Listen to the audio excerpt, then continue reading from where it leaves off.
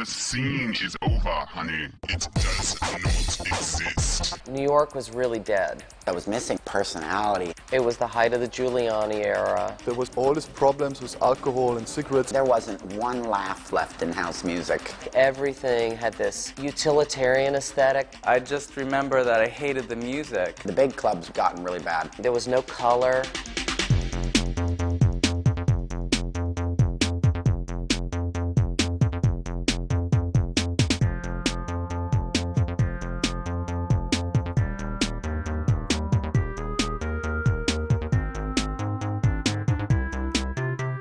When I got to New York, it was just post the first AIDS wave that kind of wiped out a whole generation of artists.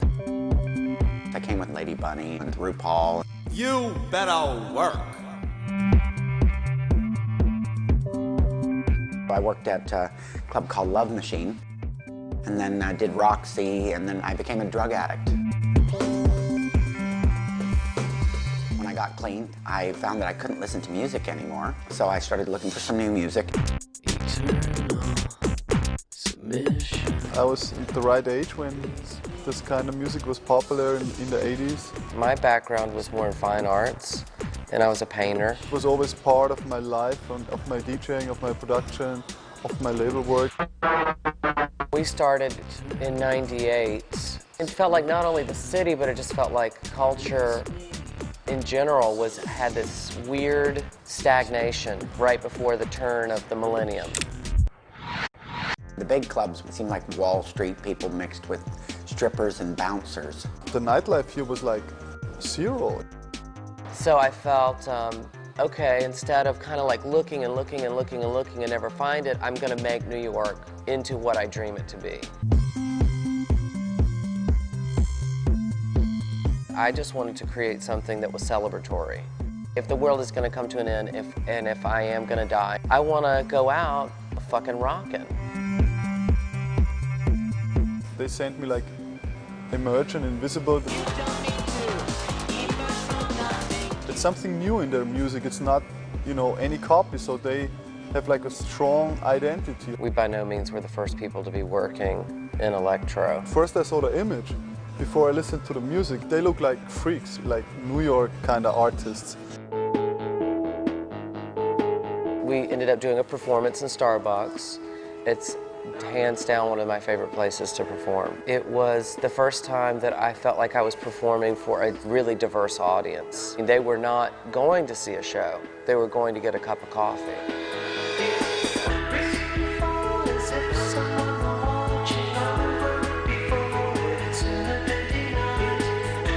The first time it was just Warren and I. He was a classical musician. He's the music head.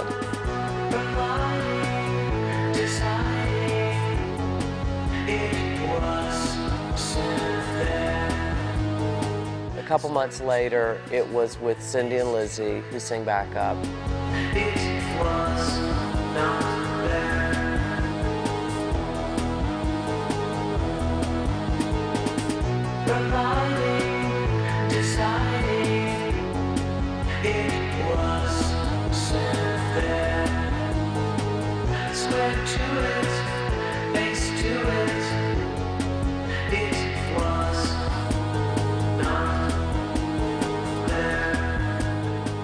It was already into 2000 that Larry T came around, and he was a big fan. He came to all the shows, and he was sort of, you know, feeling frustrated as well. That's when I ran into a lot of the artists that I champion now, like Peaches, Chicks on Speed, Adult, Fisher Spooner. A lot of the artists were on other labels like Gigolo in Germany, DJ Hell's label. DJ Hell is by far, hands down, the best A&R.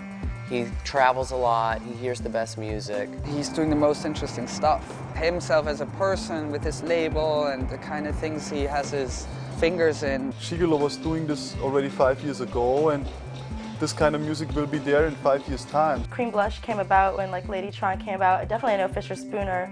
It was the same time, so we all sort of were making something around the same time based on something that maybe we all just went through, like an experience like in life. When I put together the first Electroclash compilation, there really wasn't that many artists that could really fill a compilation. There's a lot of other artists on Gigolo like Crossover, Linda Lamb, Informer. There's more coming. I signed some new artists here out of New York. And now you could really do a serious New York collection, because since then, I mean, really Wit, My Robot Friend, Hungry Wives, Scissor Sisters, Avenue D. There's just so many great artists have just popped up out of nowhere that really do represent what we're talking about.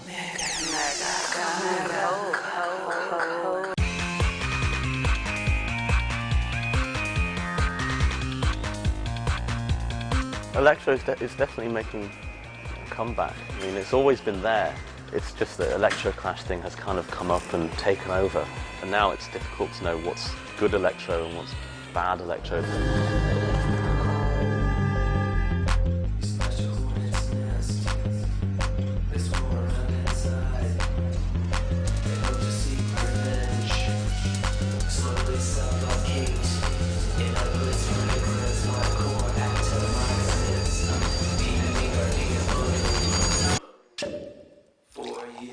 They put a personality to, dance music, which dance music has always had a problem crossing over here because there's no personalities.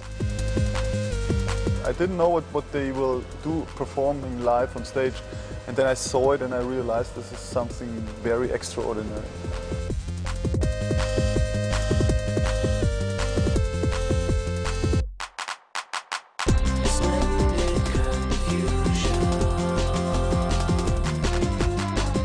It wasn't electro at first. Warren started doing more musical research, and he just went through hundreds of CDs a week just trying to find a sound that he liked.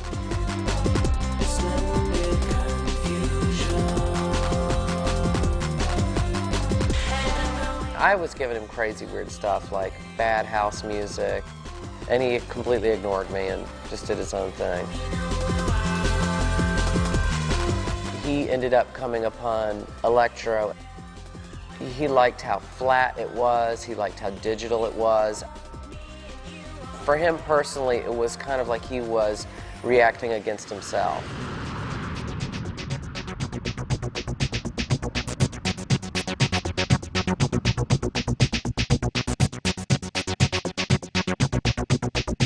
Williamsburg is the reason why New York is the center of the cultural map.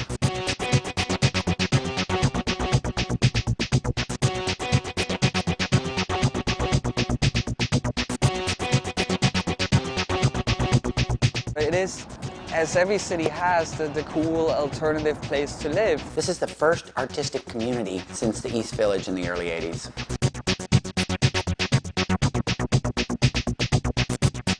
A lot of the artists can't afford to live in the East Village anymore. This is where all the kids are, so this is where the sound of youth is.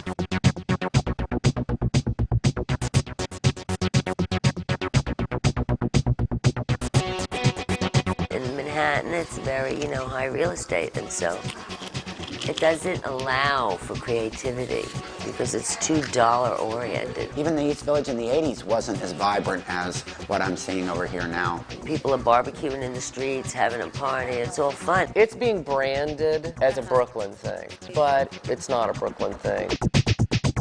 You have a lot of places in London, you have the place in LA that have electro clash parties, kind of actually sort of emulating what's sort of happening at Lux. I went to San Francisco actually, where they have a night called Era, where they've seen to copy everything that's come out of Williamsburg. The thing that's interesting about it is it's really an international trend. It's not a New York thing. It's Berlin and Detroit, and New York is maybe third. Right now, it is really happening in London, Berlin, Munich, Chicago, LA, and New York. I don't even know where it's happening. The most important places to compare are sort of Berlin and New York.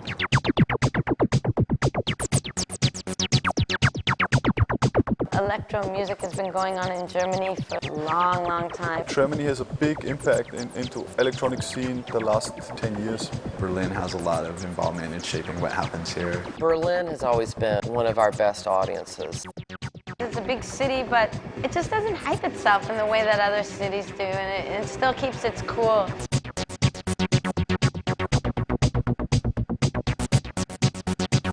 Here it's just kind of people voguing around and dressed up. New York made it fashion. In Berlin you see it, it's dirty and people are flipping out. We've got quite a good following in Spain. Spain just seems to go crazy no matter what. It was possibly the best live show we've played to date. We did these shows in Portugal, and I went to the record stores in Lisbon, and there was not one record in any record store. And there were lots of people that knew the music and were really enthusiastic about it. Whatever direction the electroclash movement takes is going to happen here first. People have scrutinized it here first, and it's probably going to react to changes here in New York first.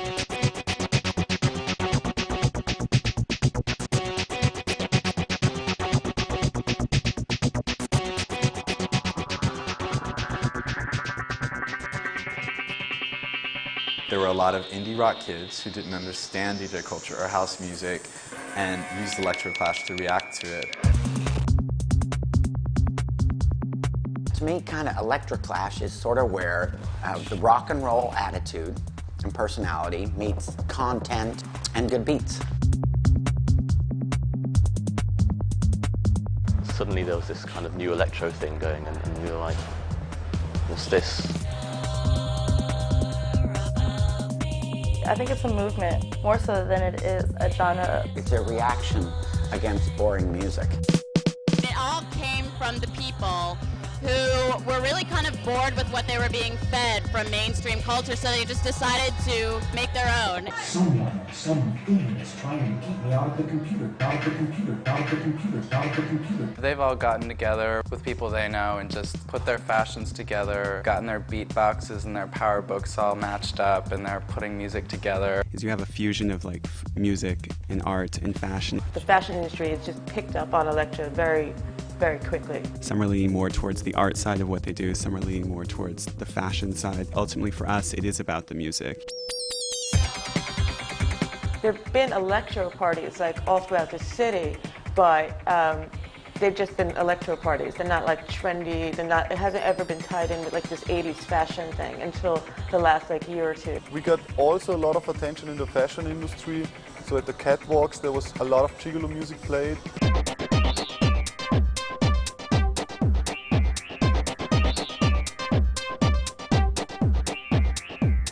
It doesn't require a lot of work. It's just a little talent. We've done everything completely ass backwards. We had the biggest show you could imagine before we ever had a record. In Germany, all this stuff is coming out of techno. People are interested in this electronic stuff because they think it's something new. Hell used to be a techno DJ, Miss Kitten, all those people, that's what they're coming from. The same thing in Detroit. Adult, those were techno people, like they go out to dance. The electro scene mixes the electronic field in general, that is much more too kind of underground for the masses, and it brings the masses to some dirtiness. I call my girl on the phone, call my girl in Rome. I wanna kiss the microphone, phone. We have the freedom to really play anything we want to. In New York and also subsequently in London, you see those kind of things where people say like, it's straight up electroclash. You won't hear techno, you won't hear house. Right now, the really exciting new DJs are ones that are mixing rock right into electro, like Errol Arkin from London, the Too Many DJs Soul Wax crew. There's a lot of labels and DJs are focusing on this kind of disco, punk, guitar, rock and roll, like really raw kind of material. In Germany it's very separated, you know, there's this techno party and it should be like a techno party, so I think it's very limited. It's kind of a mixture, which I like a lot more than that straight electronic music, which for me is not really music, I have to say. It's not something that makes my body move, it makes my body jerk. That is movement, but I don't care for that movement. Why not go and dance when you can also have something to laugh to or something to feel sexy about? One more thing, the 12-minute long song that we used to hear in the nightclubs was really good on ecstasy and ketamine, but I don't think it's an ecstasy and ketamine moment.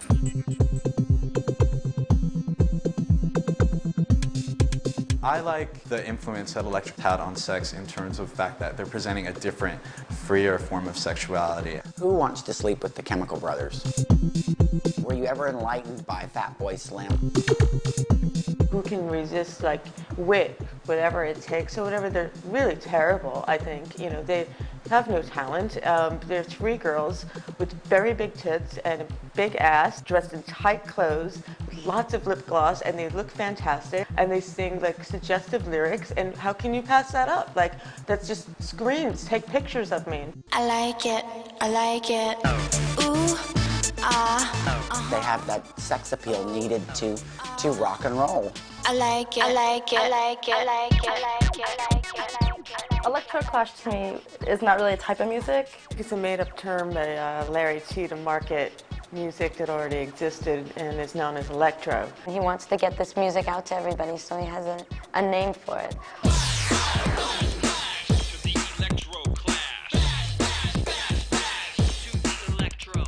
Apparently the myth is he came up with the term with Cindy, who's an old friend of mine who sings in the group. When you first saw the flyers for Electroclash, a lot of people were scoffing at it and thought that it was actually a big company that had started Electroclash, and they didn't realize that it was just Larry T on his bike running around the city, like plastering up pictures and the posters for it.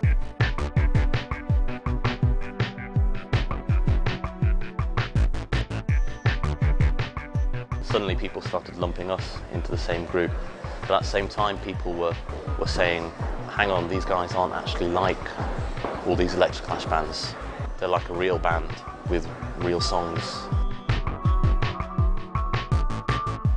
One of the things about Electroclash that I do see is that it is commercially driven. A lot of people are intimidated by the term in that I have to keep it for my festival. So I had to trademark it for my festival. I like to call it electro, you know, and it kind of applies to everything. I think Electroclash is a superb name. I think it's the hype of the week or the moment or the summer. So now I'm being extra cautious not to necessarily use it as a genre term, even though I do think it very much suits what's happening. I'm from Canada, and I live in Berlin, and the term Electroclash sort of came out of New York and a scene in New York. And somehow I find in America you need to label things more for it to have a hype and so that it can like project onto the people better. I don't pay much attention to this kind of so-called Electroclash or whatever, you know. I don't feel part of it, you know, because I'm doing something totally different right now. I think it's electronic music of 2002, electronica.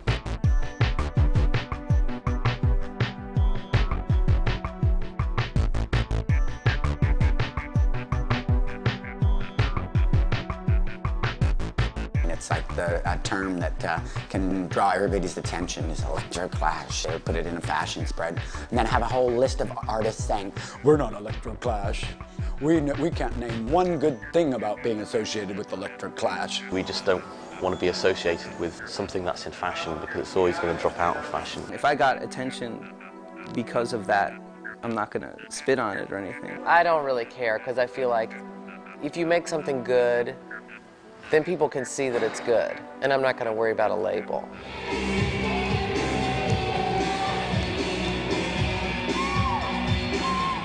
My name is Mignon. I play electronic heavy metal music.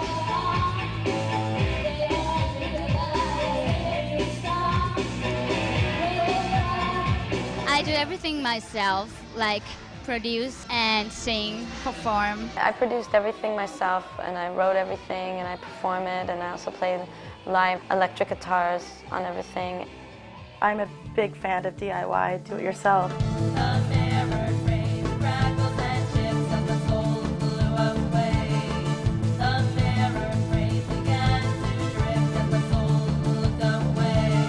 Right now, I am the PR firm, I'm the booking agent, write the music, perform the music.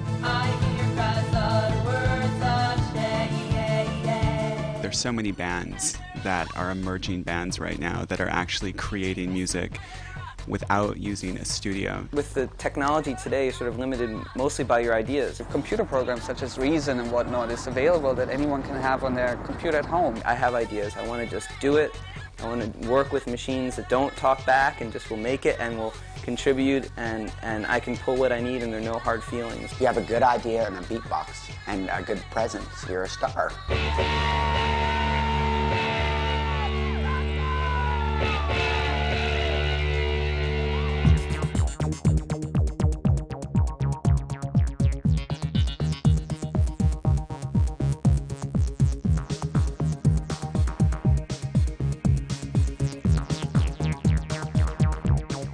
The biggest music movement of the last years is file sharing. You can hear DJ sets online, you can buy records online. The internet became, of course, crucial in my work. I feel like we're a post-Napster band.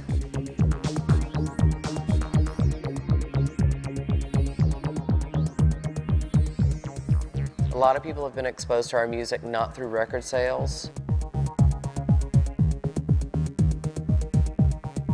We don't have much of a tour budget, so that's a great way to reach out to other people.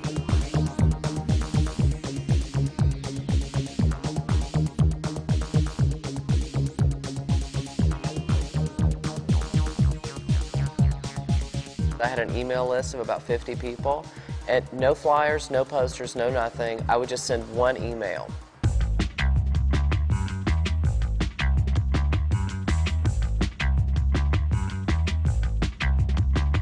Tommy Sunshine, he wrote the lyrics from some songs with Felix and sent them by internet. And then I was singing them in the studio in Geneva.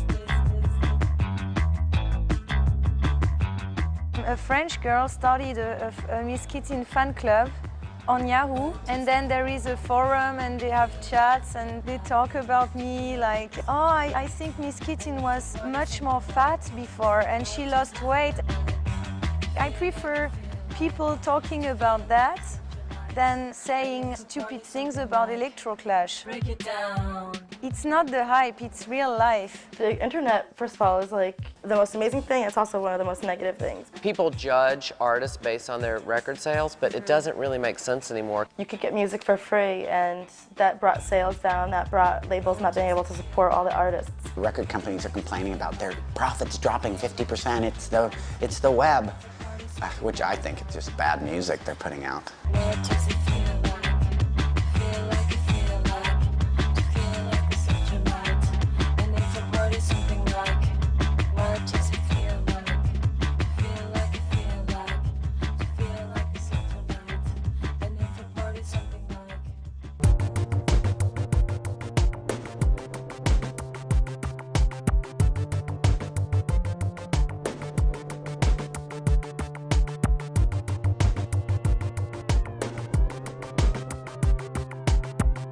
I fall in the pop synth category. I make rock and roll music. Disco metal. It's punk rock electronics, I guess. When I'm in the studio, I don't ask myself, what is that? I don't think it's right to categorize anything.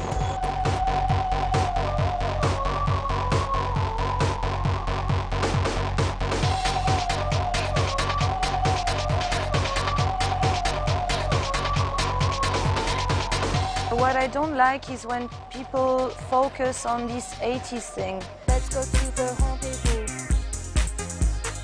of the past, me and you.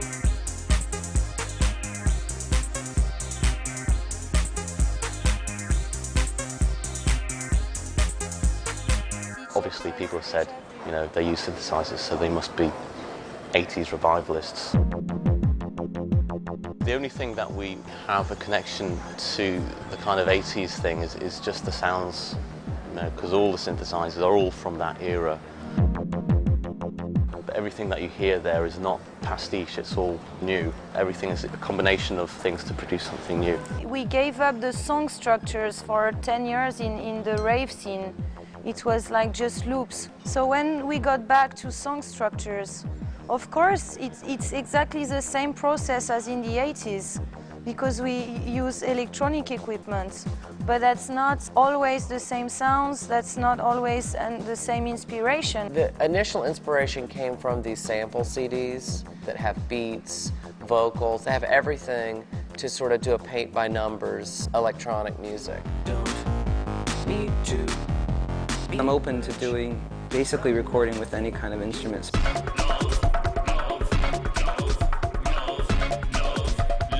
I use a variety of different programs. Originally, when I had less money, it was things that I could get for free.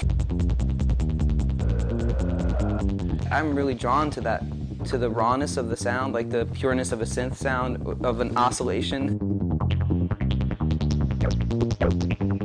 I tend to go with something that has something more organic in it. I made it on a machine called a Groovebox 505. One of the things about our music is that it's warm.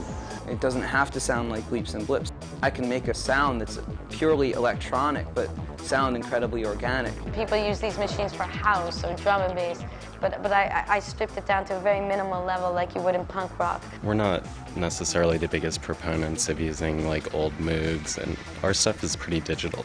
I have an array of keyboards, some of which are electronic, some which aren't. I have acoustic guitar, electric guitar. We use drum machine, we use MC303, Yamaha, we put it into the computer. We hate these laptops sort of stuff. Okay, we make music. We want to perform and we want to be real. Working with machines is a lot more efficient than working with people. Not that it's better necessarily, but it's faster. We needed to bring back a live energy. Needed to know that computers could be used by anybody and that you don't need to like be all serious. You know, you can have fun. The only other humans that I work with are vocalists.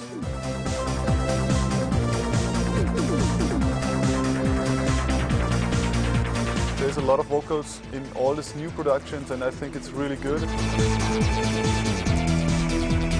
I'm working on a new album as well, so that will be no instrumental track. It's all vocals with different singers. It gives the tracks a different flavor. It's the time right now to go in this direction. A natural voice just does not sound good with something that is so synthetic that we have to sort of create the sound of the voice on mic.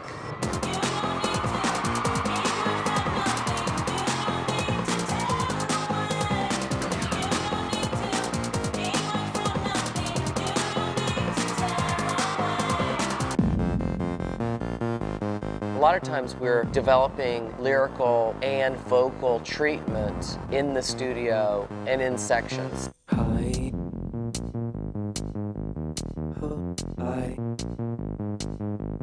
Warren does everything for the most part, as I understand it, on his Mac iBook. Emerge was made in the cheapest freeware. What is it? It's like Cubase? No, it wasn't Cubase. It was pre-Cubase. I can't remember.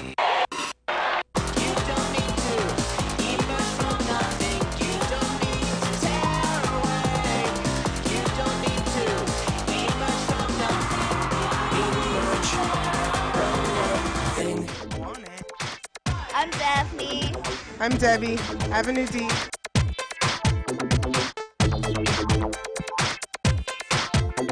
Do I look like a slut? Uh-huh. Shut up.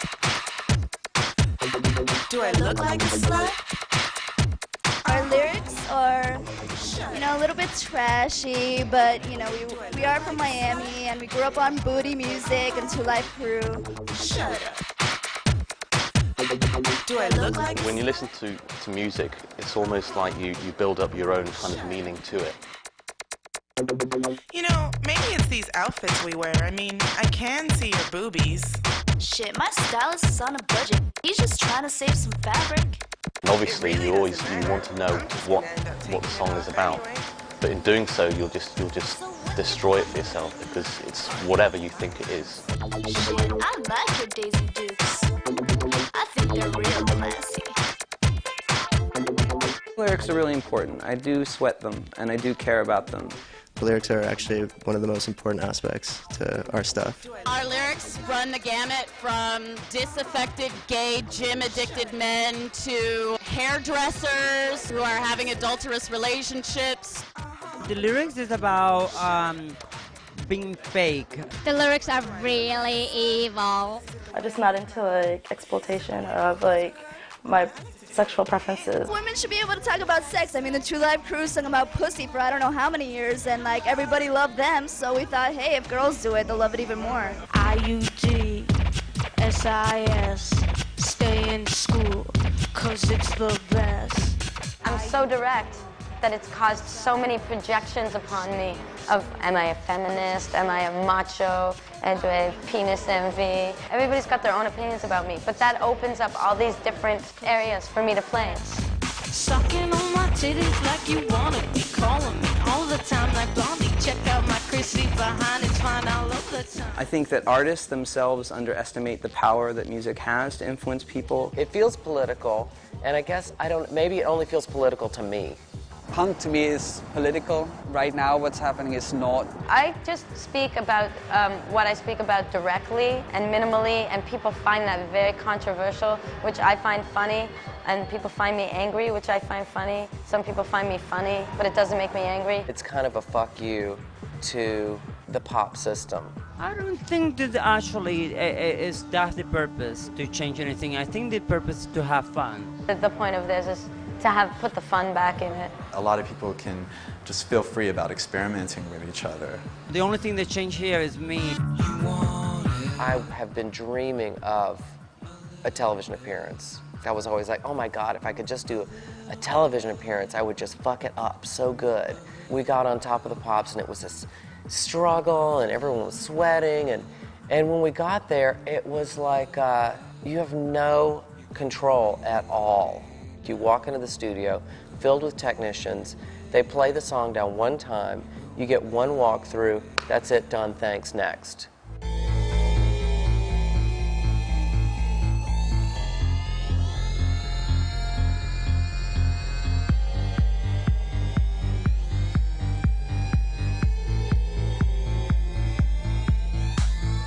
The 80s kind of imitated the early mod of the 60s, blended with the hippie.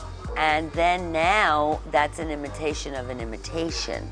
Of course, there's always new elements that move it on in time. The inspiration, I guess, will come from early 80s new wave, but it's updated with sort of what's happening culturally. I think there's an element of danger and excitement in a lot of the looks and the styles that come out of the music.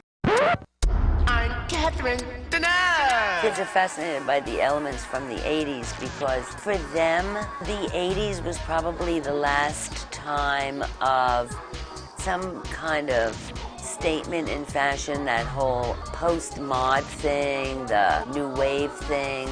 I call my girl on the phone, call my girl in row. I wanna kiss the microphone,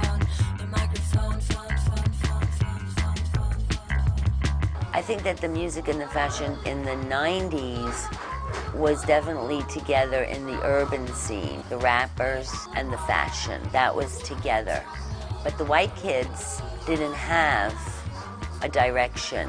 And I guess this electro clash is kind of something that the white kids are into, or it's the new redone version of their expression of music and fashion. Barry Manilow already said back in the days, music and fashion was always the passion at the Copacabana. Everyone likes bands who look cool. We love dressing up, we love like shopping. Their hair's all crazy and they're wearing different clothes, and you know, it's fun. The electro clash movement of music and fashion is not original, it's retro. I had been initially inspired by Indian culture, but unfortunately I feel like I have to leave the subject because it's a little saturated.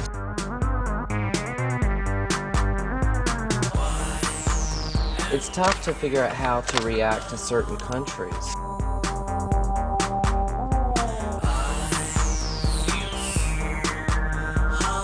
We're not fashionable, we're not into fashion.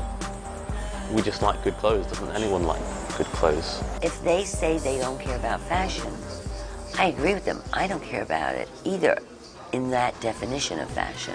We only go to Salvation Armies and like really, really cheap. Everybody has a different meaning for fashion. What they might be saying is that they don't care about established fashion. And we wear uniforms, which is a fashion thing at all. It's a kind of egalitarian, we're all the same, you know, there's no kind of competitiveness about it. Fashion is more of an art. This is an old vintage, like, vintage, it's like an 80s plastic vest. I do buy fabrics and glue them on. These pants are something I bought and it's glued on the pants. And the helmet's made from, you know, duct tape. Comfortably Numb was used in a few fashion shows. There is no pain you are receiving. A distant ship floats on the horizon. You're only coming through in waves. Your lips move, but I can't hear what you're saying. When I was a child, I caught a fever. My hands felt like two balloons.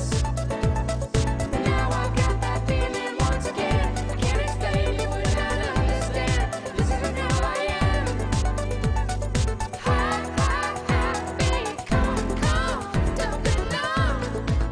If anything, I'm trying to work against a Broadway kind of aesthetic. Every song I write a music video treatment for. The visual part of it is something that's I really enjoy. Adam Schechter, he does the animations that I have. He did that whole video in like a week by himself, which is pretty amazing. It's a full-length video, and it costs, you know, next to nothing to make. It's interesting that I do have a very visual performance type thing, and I don't incorporate that into the video part of it. I am the robot, I am the robot, I am the robot in your town. I am the robot, I am the robot, I am the robot. I wanted to come up with something that reflected my inner self. People find what I do, it's more like I'm dancing in front of a mirror, naked, singing rock songs into a toothbrush. A lot of people really question like the musical integrity and, oh, it's just a karaoke show. It's hard to say what I'm doing. When you go on stage, you have to show something, it's a show. And nobody cares where the music is coming from, it's coming from a CD.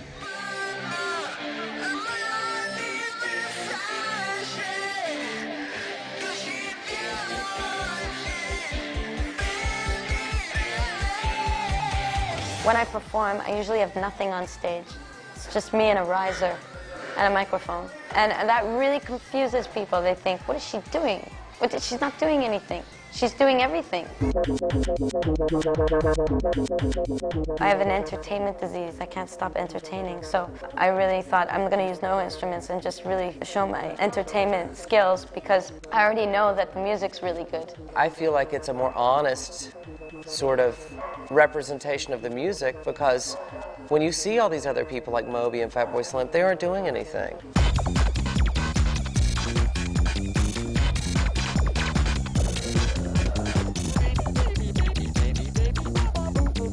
The goal was to make New York exciting, and that's exactly what's happening. Something is going on, and I'm really happy that I live here and that stuff is going on. I think it's definitely happening right now in New York, and that's why I'm here. At the same time, I feel a little bit like it's becoming too formulaic.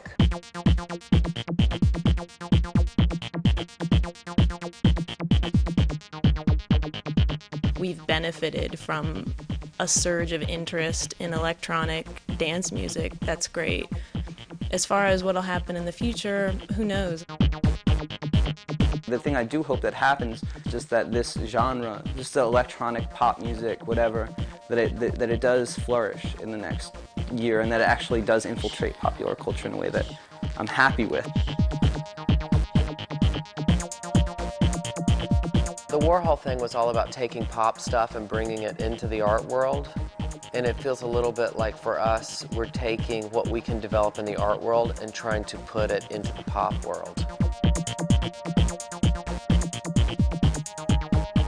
We want to extend our creative stuff out of this underground thing. We don't have a desire to stay underground and to not be heard by anyone. Now is the backlash period, so I can sit back and enjoy it.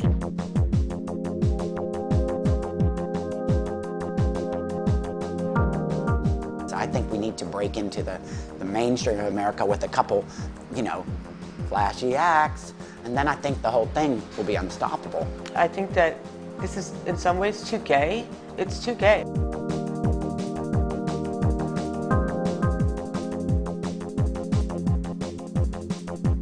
In the end, it's all about music. You know, it's not about having to stick to synthesizers. It's just all about evolution. For me, it was great to just kind of have seen the past year, all the press that the New York electronic stuff has gotten. It's pretty clear that like the electro music has like made its mark. One of the downfalls probably to how much press a lot of this is getting is that people are feeling like something has already happened, or they're not feeling like they'll have a chance to grow.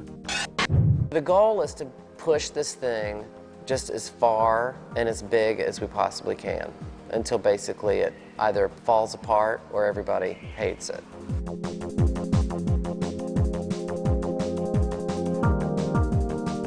I would love for Fisher Spooner to be #1 over Limp Bizkit.